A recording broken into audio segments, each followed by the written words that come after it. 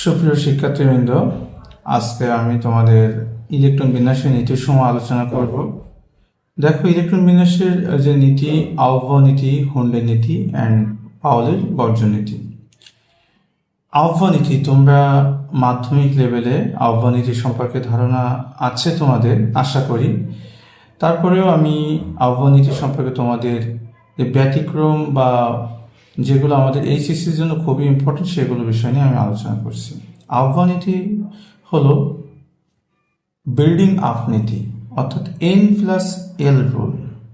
N+L rule. দেখো, Aufbau নীতি হলো যে দুটি অরবিটালের ভিতরে যার N+L এর মান কম হবে, তার শক্তি কম, ইলেকট্রন আগে সে অরবিটালে প্রবেশ করবে। আর যার N+L এর মান বেশি, তখন ইলেকট্রনটা সেখানে পরে প্রবেশ করবে। যদি দুটি অরবিটালের N+L এর মান সমান হয়, তাহলে যার N এর মান কম, সেক্ষেত্রে তার শক্তি কম ধরা হয়, ইলেকট্রন সেখানে আগে প্রবেশ করবে। যেমন আমরা যদি 3D এবং 4s এই দুটো অরবিটাল আমি বিবেচনা করি, তাহলে দেখো 3D অরবিটালের ক্ষেত্রে N+L এর মান কত হয়? এখানে 3+2 = 5। কারণ এখানে N+L এর মান আমরা তো আগে জানি, L = 0 যখন হবে তখন S, L = 1 হবে তখন P, L = 2 যখন হবে তখন D, L যখন 3 হবে তখন F। এখন এখানে 3D এর ক্ষেত্রে কিন্তু N+L এর মান হচ্ছে 5। যদি 4s এর ক্ষেত্রে হয়, তখন N+L এর মান দেখো 4+s এর জন্য 0 = 4। তাহলে 3D এবং 4h এই দুটো অরবিটালের ভিতরে আমি যদি তুলনা করি, তাহলে দেখো 4h এর জন্য N+L এর মান কম। সুতরাং ইলেকট্রন বিন্যাসের ক্ষেত্রে যদি 3D এবং 4h এর ক্ষেত্রে তুলনা করা হয়, তাহলে 3D তে আগে না গিয়ে 4h আগে যায়। এই ক্ষেত্রে আমরা যেটা পরীক্ষায় সবচেয়ে বেশি আসে, পটাশিয়ামের ক্ষেত্রে বিবেচনা করতে পারি। 1s, 2s, 2p, 3s, 3p, 3d, 4s। তো দেখো এখানে 2 আর 2 4 আর 6 10 আর 2 12 আর 6 18। দেখো 19তম ইলেকট্রন এখানে কোথায় যাবে? 3D তে না 4s এ? তা আমরা এখানে দেখেছি যে 3D শক্তি বেশি, 4s এর শক্তি কম, তাহলে অবশ্যই 19তম ইলেকট্রন 4s এ যাবে। আবার মনে করো যে এখানে 3D এবং 4p এই দুটো শক্তির ভিতরে আমি যদি একইভাবে বিবেচনা করি, তো 3D এর ক্ষেত্রে N+L এর মান দেখো, এর ক্ষেত্রে কি হবে? N+L এর মান আমি তো আগে দেখিয়েছি 3+2 অর্থাৎ 5। আর এই 4p এর ক্ষেত্রে N+L এর মান কত হয়? দেখো 4+1, p এর জন্য কিন্তু 1 হলো, তার মানে 5। এক্ষেত্রে দেখো 5, এক্ষেত্রে 5। কিন্তু এই দুটোর ক্ষেত্রে 3D এবং 4p এই দুই অরবিটালের ক্ষেত্রে n এর মান কার কম? 3D n এর মান 3 আর 4p n এর মান 4। তাহলে 3D n এর মান 3, এটা অবশ্যই কম। সুতরাং ইলেকট্রন বিন্যাস করার সময় 3D এবং 4p এই দুটো অরবিটালের ভিতরে যদি তুলনা করা হয়, তাহলে ইলেকট্রন অবশ্যই 4p তে না গিয়ে 3D তে যাবে। অর্থাৎ আমরা যখন ইলেকট্রন বিন্যাস করব, তখন দেখো আমরা যখন মনে করো যে আয়রনের ইলেকট্রন বিন্যাস করব, এখানে 26, তো 1s, 2s, 2p, 3s, 3p, 3d, 4s, 4p লিখলাম। 2 আর 2 4 আছে 10 আর 2 12 আছে 18। এবার দেখো এই 3D এবং 4s এই দুটোর ভিতরে তুলনা করলে আমার কোনটার অরবিটালের শক্তি কম? 4s এর শক্তি কম। সুতরাং 3D এবং 4s এর ভিতরে 4s এ দুটি ইলেকট্রন আগে যাবে। তাহলে 18 দিয়ে 20 হলো, আর 6টা ইলেকট্রন আছে। এখন 3D এবং 4p এই দুটোর ভিতরে যদি আমি তুলনা করি, তাহলে দুটার শক্তি দেখো এখানে কিন্তু সমান আছে, কিন্তু n এর মান কার কম আছে? 3D এর ক্ষেত্রে n এর মান 3 এবং 4p-র ক্ষেত্রে n এর মান হলো 4, তাহলে কম আসছে 3d, তাহলে অবশ্যই সর্বশেষ ইলেকট্রনটা যাবে 3d-তে। এটাই হলো তোমার আহ্ব নীতি। এখন আমরা আসব হুন্ডের নীতি। হুন্ডের নীতি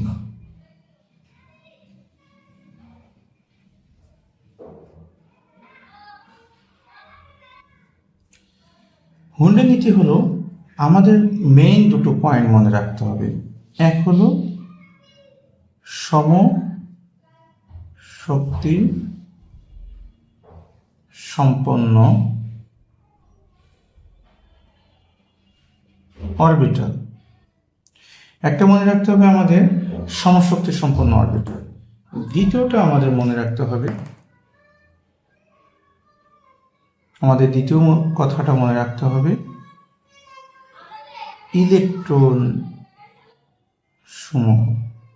আমাদের এই দুটো পয়েন্ট কিন্তু খুবই ইম্পর্টেন্ট। আমি এই জন্য 2 কালার দিয়ে আমি তোমাদের এটা দেখানোর চেষ্টা করেছি। প্রথম কথাটা মনে রাখতে হবে সমশক্তি সম্পন্ন অরবিটাল, আর দ্বিতীয় কথা হলো ইলেকট্রন সমূহ। তাহলে হুন্ডের নীতি আমরা আসি, সমশক্তি সম্পন্ন অরবিটালে ইলেকট্রনগুলো এমনভাবে প্রবেশ করবে যেন তারা সর্বাধিক অযুগ্ম অবস্থায় থাকতে পারে, এবং কি অযুগ্ম ইলেকট্রনগুলোর স্পিন সর্বদা একমুখী হবে। অর্থাৎ আমরা যদি পর্যায় সারণীতে হুন্ডের নীতি মানে না কোন কোন মৌল, আমাদের এটা এমসিকিউতে আসে অথবা 2 মার্কের জন্য কিন্তু তোমাদের খুবই ইম্পর্টেন্ট, অ্যাডমিশনের জন্যও কিন্তু এটা খুবই ইম্পর্টেন্ট হয়। তাই দেখো এখানে আমরা প্রথমে আসি হাইড্রোজেন 1s1।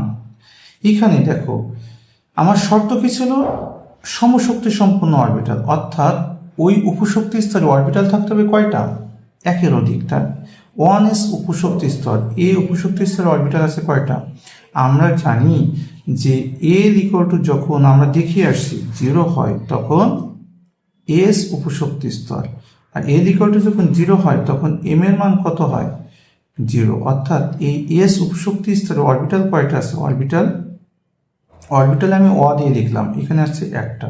তাহলে এখানে কিন্তু এই S উপশক্তি স্তরে অরবিটাল আছে কিন্তু একটা। তাহলে আমার প্রথম শর্ত কিন্তু পূর্ণ করলো না, কারণ সমশক্তি সম্পন্ন অরবিটাল যদি আমার হতে হয় মিনিমাম অরবিটাল থাকতে হবে 2টা, তো এখানে আসছে একটা অরবিটাল। আর ইলেকট্রন সমূহ, তো ইলেকট্রন সমূহ মানে কি, একের অধিক ইলেকট্রন থাকতে হবে। তো 2টা শর্তই কিন্তু এখানে ফিল আপ করে নেয়, তাহলে হাইড্রোজেন কিন্তু হুন্ডের নীতি মানে নাই। এবার আসে হিলিয়াম 1s2। এখানে S উপশক্তি স্তরে দেখো S উপশক্তি স্তরে কয়টা অরবিটাল, এখানে দেখো আমি দেখে আসছি একটা অরবিটাল আছে, ইলেকট্রন আছে কিন্তু এখানে আছে 2টা। তাহলে এখানে উপশক্তি স্তরে অরবিটাল আছে একটা, অরবিটাল যদি একের অধিক হতো তাহলে হুন্ডের নীতির প্রথম শর্ত পালন করতো। আর এখানে ইলেকট্রন সমতা একের অধিক ইলেকট্রন আছে, দ্বিতীয় শর্তটা পূরণ করেছে ঠিকই, কিন্তু প্রথম শর্ত পূরণ করে নাই, এই জন্য হিলিয়াম কিন্তু হুন্ডের নীতি মানে নাই। এইবার আসো আমরা যদি লিথিয়ামের ক্ষেত্রে আসি, লিথিয়ামের ক্ষেত্রে যদি আমরা আসি, দেখো এখানে 1s2 2s1। তা দেখো এখানে 1s2 এই ক্ষেত্রে এই উপশক্তি স্তরে অরবিটাল কয়টা আছে, একটা, ইলেকট্রন আছে 2টা।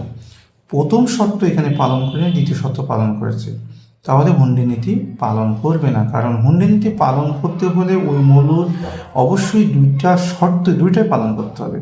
2s উপশক্তি স্তরে এখানে অরবিটাল আছে কয়টা, একটা, ইলেকট্রন আছে একটা, এখানেও পালন করলো না।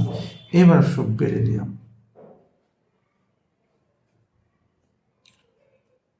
1s2 2s2।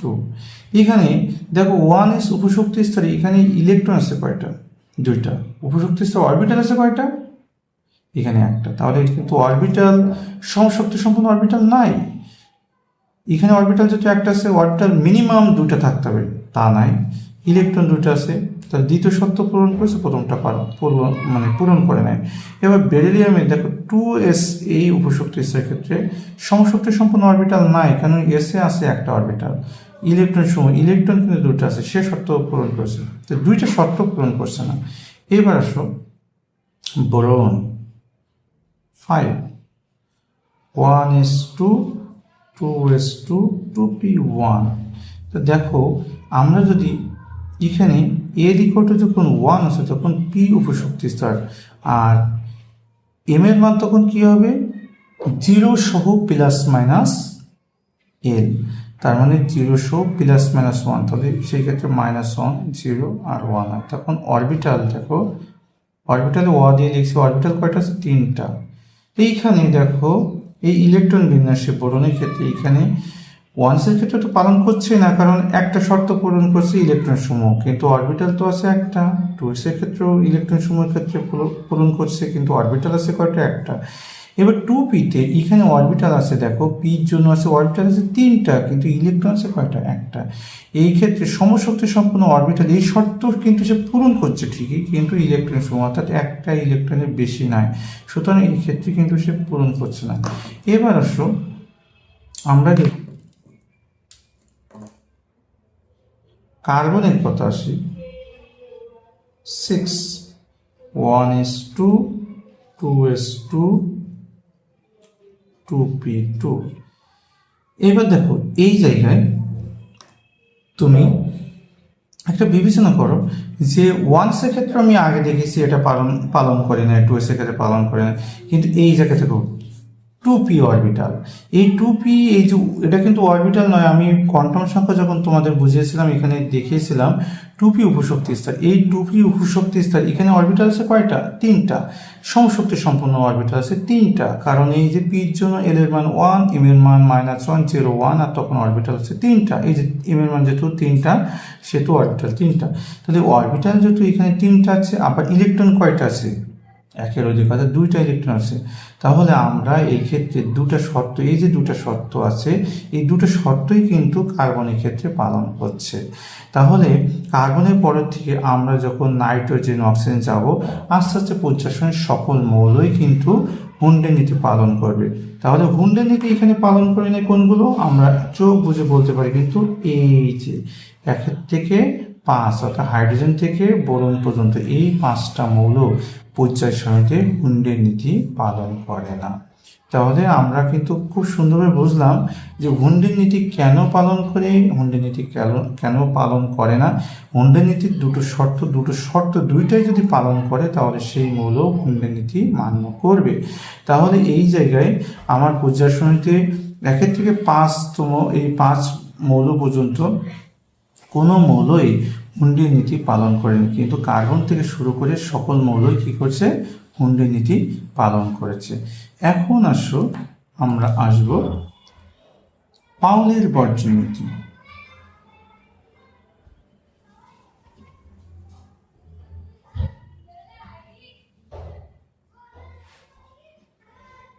পাউলির বর্জন নীতি হলো একটি পরমাণুর দুটি ইলেকট্রনের 4টি কোয়ান্টাম সংখ্যার মান কখনো একই রকম হবে না। এখন আমরা এটা ব্যাখ্যা করব। দেখো এখানে আমাদের প্রথম কথা হলো যে পলিবর্জন নীতি প্রযোজ্য নয় পর্যায় সারণী কোন মৌলের ক্ষেত্রে বা কোন মৌলগুলোর ক্ষেত্রে। তা আমার এখানে একটা শর্ত দেখো, আমাদের পলিবর্জন নীতি আমরা যখন ব্যাখ্যা করেছি, একটি পরমাণু হতে হবে কয়টা একটা, ওর ইলেকট্রন থাকতে হবে কয়টা 2টা, তার 4টা কোয়ান্টাম সংখ্যার মান, অর্থাৎ ওই যে প্রধান কোয়ান্টাম সংখ্যা, সহকারী কোয়ান্টাম সংখ্যা, ম্যাগনেটিক কোয়ান্টাম সংখ্যা এবং স্পিন কোয়ান্টাম সংখ্যা, এই 4টা কোয়ান্টাম সংখ্যা। তো এই 4টা কোয়ান্টাম সংখ্যা দুটি ইলেকট্রনের জন্য যে সমান হবে না তখন সেটা পলিবর্জন নীতি মেনে চলবে। এখন পর্যায় সারণীতে যদি কোনো মৌল থাকে যেটা পলিবর্জন নীতি মানবে না, বলো তো তোমরা কোন মৌলটা হতে পারে। তা দেখো আমরা চোখ বুঝে এমনি সহজে বলতে পারবো।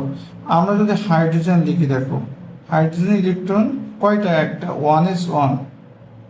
এখন এখানে আমার পরমাণু কিন্তু আছে একটা, কিন্তু ইলেকট্রন আছে কয়টা একটি। তো আমার পলিবর্জন নীতি ব্যাখ্যা করতে গেলে আমাকে লাগবে পরমাণু একটা লাগবে, ইলেকট্রন লাগবে কিন্তু 2টা। তাহলে যেহেতু হাইড্রোজেনের একটা ইলেকট্রন আছে, সুতরাং পর্যায় সারণী একমাত্র মৌল যে হাইড্রোজেন, যেটা পলির বর্জ্য নীতি মেনে চলবে না। এখন তুমি দেখো যে হিলিয়ামের ক্ষেত্রে আমরা যদি দেখি 1s2, এই ক্ষেত্রে দেখো 1s2 যখন লিখছি, আমাদের এই 1s উপশক্তি স্তরে অরবিটাল আছে কয়টা? এস এর জন্য আমরা এল ইকুয়াল টু কি ধরেছিলাম? 0। এল ইকুয়াল টু যখন 0 হয়, এম এর মান কি হয়? 0 সহ প্লাস মাইনাস এল, অর্থাৎ এম এর মান তখন কিন্তু 0 সহ প্লাস মাইনাস 0 হবে। 0 সহ প্লাস মাইনাস এল যখন হয়, অর্থাৎ এল এর মান যখন 0, তখন এম এর মান 0 সহ প্লাস মাইনাস 0। তো বলো তো 0 কখনো প্লাস মাইনাস হয় নাকি? না, কখনো হয় না। এই জন্য এল এর মান যখন 0, তখন সোজা আমরা লিখতে পারি এম এর মান 0। অর্থাৎ এম এর মান যখন আমার 0, অর্থাৎ একটি মান হচ্ছে, তখন এই অনএস উপশক্তি স্তরে অরবিটাল থাকছে কয়টা? একটা। এই জন্য আমরা এখানে একটি বক্স দিব। হুন্ডের নীতি যেহেতু আমি গত ক্লাসে পড়িয়েছি, তো এইখানে দেখো যে এইখানে আমাদের 1s এই উপশক্তি স্তরে আমাদের কি আছে? অরবিটাল আছে একটা, এই জন্য বক্স দিলাম আমি একটি। এইখানে দেখো এই এস উপশক্তি স্তরের জন্য আমার এম এর মান কত? 0, অর্থাৎ ম্যাগনেটিক কোয়ান্টাম সংখ্যার মান, সেটা আমি এখানে উপরে দিয়ে দিলাম। এই ম্যাগনেটিক কোয়ান্টাম সংখ্যার মান যখন আমি উপরে দিয়ে দিলাম, এখানে দেখো ইলেকট্রন কয়টা আছে? 2টা ইলেকট্রন আছে। প্রথম ইলেকট্রনটা আমি স্বাভাবিকভাবে কি দেবো? ঘড়ি কাঁটার দিকে, আর পরেরটা দিলাম আমরা ঘড়ি কাঁটার বিপরীত দিকে। এখন আমরা প্রথম ইলেকট্রনের জন্য E1 এর জন্য, প্রথম ইলেকট্রনের জন্য আমরা কি লিখতে পারি বলতো? এন, এন, এল, এম আর এস, এই চারটা লিখবো আমরা। তো দেখো প্রথম ইলেকট্রনটা কোথায় প্রবেশ করেছে? প্রথম শক্তি স্তরে। তাহলে এখানে এন এর মান আমরা কি দেবো? 1। এল এর মান কি দেবো? কোন উপশক্তি স্তরে প্রবেশ করেছে? এস উপশক্তি স্তরে। এস উপশক্তি স্তরের জন্য এল এর মান কি? 0 হয়। তাহলে এল ইকুয়াল টু 0 দেবো। তখন এখানে দেখো আমরা কিন্তু এম এর মান এখানে অলরেডি লিখে রেখেছি। এই অরবিটালের জন্য এম এর মান 0, তাহলে এম এর মান এখানে 0, আর এস এর মান ঘড়ির কাঁটার দিকে হলে প্লাস হাফ। এখন আমরা দেখব দ্বিতীয় ইলেকট্রনের জন্য, E2 এর জন্য এল ইকুয়াল টু কি হবে? ওই দ্বিতীয় ইলেকট্রনটা কিন্তু আবার প্রবেশ করেছে কোথায়? এই 1s উপশক্তি স্তরে। তাহলে এখানে দেখো এন এর মান কি হবে? এখানে এর ক্ষেত্রে কিন্তু 1। এল এর মান কি হবে? কোন উপশক্তি স্তরে? S A. তাহলে এস এর জন্য এল এর মান কি ছিল? 0, এই জন্য এল ইকুয়াল টু 0। এম এর মান তো আমাদের উপরে লেখাই আছে, তাহলে 0। আর এই ইলেকট্রনটা কোথায় গিয়েছে? ঘড়ি কাঁটা বিপরীত দিকে, দ্বিতীয় ইলেকট্রনটা, তার মানে মাইনাস হাফ এস এর মান। তো দেখো এখানে এন এর মান, দুটো ইলেকট্রনের এন এর মান মিলে গেছে, এল এর মান মিলে গিয়েছে, এম এর মান মিলে গিয়েছে, কিন্তু এস এর মান মিলে যায়নি। অর্থাৎ এই যে হিলিয়ামের দুটো ইলেকট্রনের জন্য আমি পলির বর্জ্যটি ব্যাখ্যা করতে পারছি। এটা সহজ কথা, কিন্তু আমাদের পরীক্ষায় যেগুলো খুবই খুবই ইম্পর্টেন্ট, দেখো মনে করো যে অক্সিজেন, সে তোমাকে বলা হলো যে অক্সিজেনের মনে করো তোমার 2 নম্বর ইলেকট্রন এবং 8 নম্বর ইলেকট্রন, এই দুটো ইলেকট্রনের কথা বললো। এই দুটো ইলেকট্রনের জন্য পলির বর্জ্যনীতি ব্যাখ্যা করতে বললো। তাহলে দেখো তো এই ইলেকট্রন বিন্যাস করো 1s 2s 2p, 2 আর 2 4 আর 4 8, এই ইলেকট্রন বিন্যাস আমি করলাম। তো দেখো এখানে দ্বিতীয় ইলেকট্রনটা কোন উপশক্তি স্তরে আছে? 1s। তাহলে আমরা এখানে 1s, এস উপশক্তি স্তরের জন্য এল এর মান আমি আগে দেখিয়ে আসছি, এল এর মান 0, তখন এম এর মান 0, অর্থাৎ এস উপশক্তি স্তরে অরবিটাল আছে একটা। তাহলে আমি বক্স আঁকাবো এখানে কয়টা? একটি বক্স, আমি একটা বক্স দিলাম। এবার এই একটি বক্সে দেখো আমার ইলেকট্রন কয়টা থাকবে? 2টা। প্রথম ইলেকট্রনটা যাবে ঘড়ি কাঁটার দিকে, দ্বিতীয় ইলেকট্রনটা যাবে ঘড়ি কাঁটার বিপরীত দিকে। তা আমি এখানে কত নম্বর ইলেকট্রনের জন্য ব্যাখ্যা করব? দ্বিতীয় ইলেকট্রন। তাহলে এই সেই তোমার দ্বিতীয় ইলেকট্রন। এরপরে দেখো আমাদের অষ্টম ইলেকট্রন কোথায় গিয়েছে? এই দেখো 2p-তে, কারণ 2 আর 2 4 এখানে আছে। তাহলে আমাদের পির জন্য L ইকুয়াল টু কত? 1।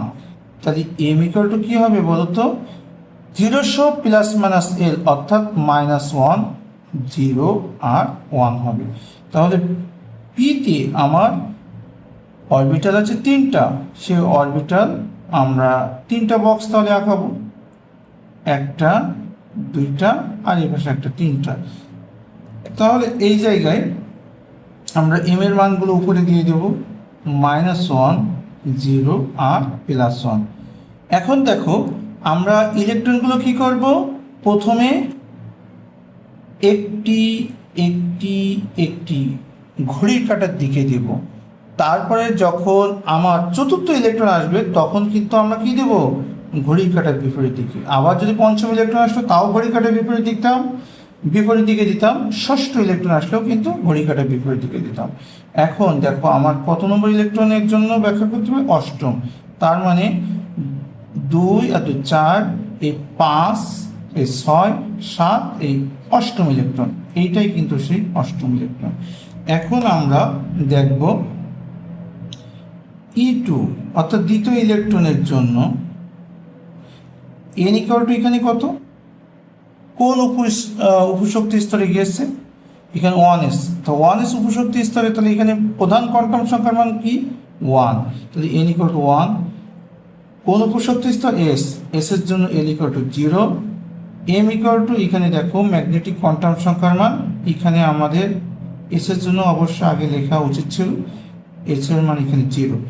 তাহলে s এর জন্য m এর মান 0, তাহলে এখানে m equal to 0। s equal to কি হবে? ঘড়ি কাঁটা দেখো এটা কিন্তু কি গিয়েছে? বিপরীত দিকে, তাহলে -1/2। এখন দেখো আমাদের অষ্টম ইলেকট্রনের জন্য n ইকুয়াল টু বলো তো কত? এখানে দেখো 2p, এই যে উপশক্তি স্তরে গিয়েছে, তাহলে অবশ্যই এখানে প্রধান কোয়ান্টাম সংখ্যার মান কত? 2। তাহলে n equal to 2। l equal two কি হবে বলো তো? এখানে কোন উপশক্তি স্তরে গিয়েছে? এখানে উপশক্তি স্তরে গিয়েছে তোমার p উপশক্তি স্তরে। এখানে দেখো p উপশক্তি স্তরে গিয়েছে, তাহলে p উপশক্তি স্তরের জন্য আমার l ইকুয়াল টু 1। আর m এর মান কি? এই যে বক্সের উপরে দেওয়া আছে, বক্সের উপরে দেখো এই যে বক্স, এই বক্সের উপরে কি? -1 আছে। তার মানে m এর মান -1 এবং s ইকুয়াল টু, এটা কি ঘড়ি কাঁটার দিকে গিয়েছে না বিপরীত দিকে? এই দেখো স্পিন নিচের দিকে, অর্থাৎ ঘড়ি কাঁটার বিপরীত দিকে, এই জন্য -1/2। তা দেখো এখানে n এর মান মিলে নাই, l এর মান মিলে নাই, m এর মানও এটাও মিল হয়নি, কিন্তু s এর মান এটা মিলেছে। তাহলে আমাদের বলা ছিল যে পলির বর্জনীতিতে দুটি ইলেকট্রনের 4টা কোয়ান্টাম সংখ্যার ভিতরে অবশ্যই একটা অমিল হতে হবে। তো এইখানে দেখো এই 3টা অলরেডি আমাদের অমিল হয়েছে, শুধুমাত্র এইটা মিল হয়েছে। তাহলে আমরা সহজেভাবে বলতে পারি এখানে অক্সিজেনের দ্বিতীয় ইলেকট্রন এবং অষ্টম ইলেকট্রনের জন্য আমরা পলির বর্জনীতি সহজে ব্যাখ্যা করতে পারলাম। তো সুপ্রিয় শিক্ষার্থীবৃন্দ, আজ এ পর্যন্তই। আমরা আগামী ক্লাসে তোমাদের সুন্দরভাবে পরবর্তী টপিকস সুন্দরভাবে উপস্থাপন করার চেষ্টা করব। তোমরা এই ভিডিও দেখে আশা করা যায় অনেক উপকৃত হবে এবং তোমরা আমাদের সাথে থাকবে। আশা করা যায় আমরা তোমাদেরকে সহজভাবে কেমিস্ট্রিকে কীভাবে সহজে উপস্থাপন করা যায় সেটা আমরা চেষ্টা করব। আল্লাহ হাফেজ।